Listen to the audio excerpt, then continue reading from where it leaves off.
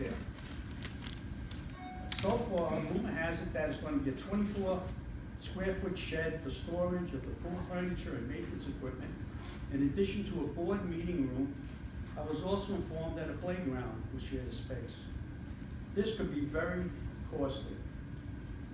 Just to let you know, in the bylaws, if there's any expenditure over $35,000, it has to be approved by the members. The board does not have the authority to go ahead and do it. So I don't know, with all these different projects they have, I have no idea what the cost is of any of these were over $35,000. And that's what we're trying to find out. Have a meeting with the board, give us some figures. What do you estimate it to be? What was the cost of all of these other projects? Yes? Who approved an additional playground? I mean, why are we doing that? Well, no, let's get into that later. Okay. All right? I mean, I'm just saying, this is what I heard. I'm not even sure if that's what's gonna go in there. So, if we get a meeting with them, then maybe they could tell us everything that they're gonna do. Actually, the gentleman, I don't know his name, you said it's Ray. Is he tall or very tall? Very nice young, he's very tall.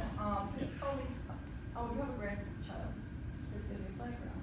And I was Well, like, it's nice for him to tell you and tell me another yeah, person. no, what I'm saying is, I was like. I'd like to see something official come Yeah, well, I was from kind an of email or surprised by something. it. This is what our intentions are, and this is what the course is gonna be. My That's all. grandchild That's probably all. ever comes here anyway. Because the grand's killing one. Okay, sorry. Yeah.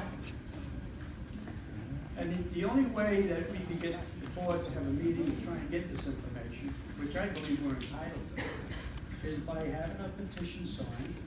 I'm trying to do it the legal way, the proper way, by 25% of the members, requesting a special board meeting to obtain the actual cost of the 6 major projects. And that's my main purpose.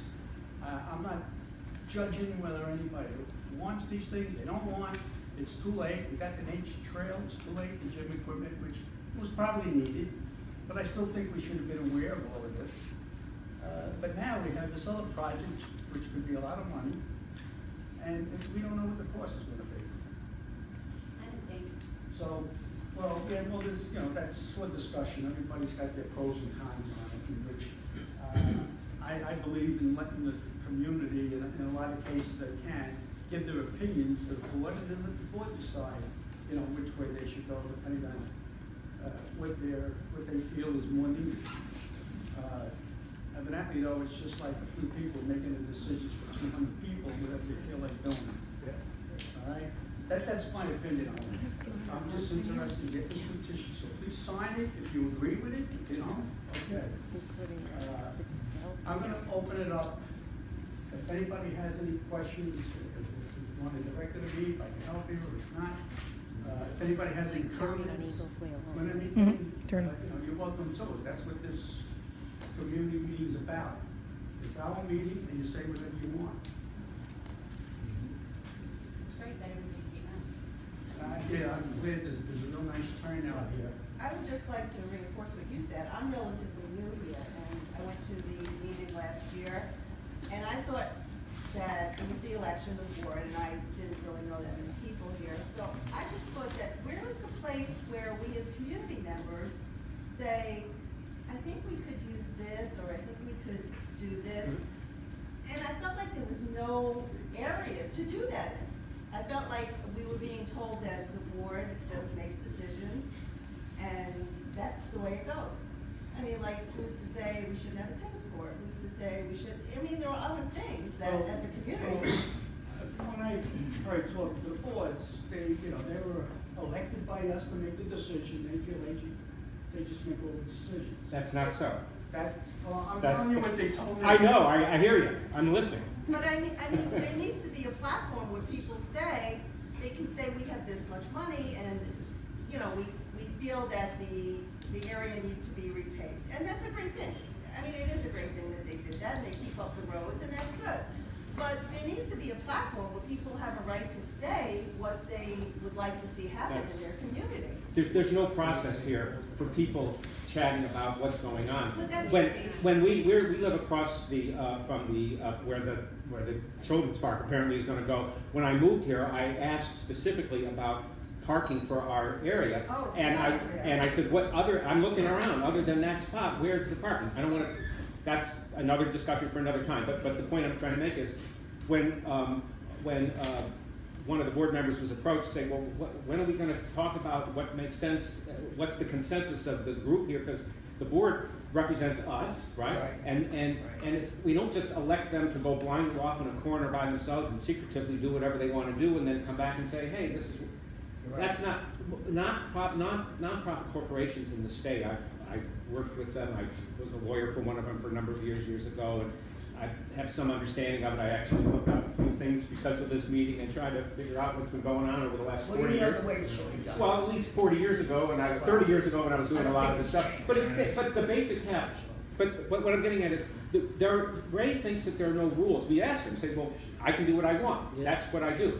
Well, and that's because the law doesn't give you any specific rules as to how you're supposed to go about being inclusive in a non-profit corporation. But the duties of the corporate directors are quite clear. You're supposed to represent the members. This is a membership corporation. We're homeowners, we're the members. So how can you do that through clairvoyance is the question.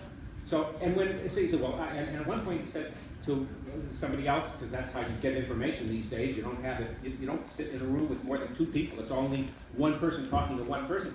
So when the question was asked, well, how do you know what it is that we collectively want to do with that part?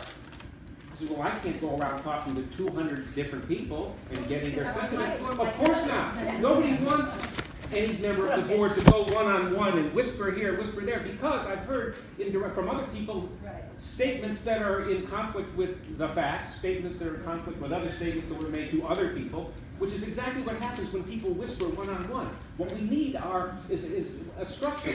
Most corporations have committees, and they work through committees, and the committees, leach out into the community. Or you have forum conversations. Let's have a conversation about this or about that. I just want to say there are different ways to be inclusive. But the bottom line is, if you're a corporate director in a not-for-profit corporation in this state, you're supposed to reflect and represent the sense and sensibilities of the members. These are the people you serve. You're not our leader. This isn't North Korea. We don't bestow a crown upon the director. We don't elect them and they make the decisions. That's it.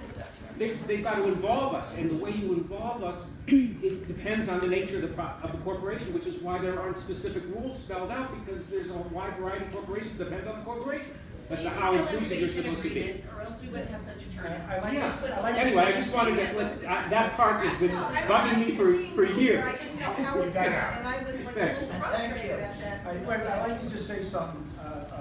I like all the board members we have as people and friends. Nothing personal. Right, it's nothing personal. This is just that we're trying to, run it maybe a different way than the way they think it should be run. Okay? Go ahead. I was just gonna say, I can't help but see the irony in the fact that you're asking for more parking and you're definitely restricted, and we got this kind of abrupt letter today. I mean, today is the day that we're being booted, we're being fined, we're being all kinds of things. And I get it, you can't park on the street in the wintertime, I think with snow plowing and, but I think this was very aggressive, And I do agree, I think we need more parking, and I think that should be parking. And I don't know how they're planning on putting a playground there when there is a paper road there. This is why, It's a dangerous.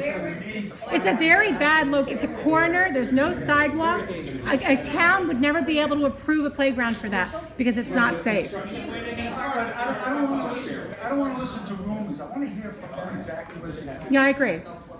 You can't build a park on a curve. Well, Yeah. I don't know. I mean, that's why, let's find out. park needs to be built on a river? And then, we can. Put it down by the creek. Why don't we put it on the river? We don't need it.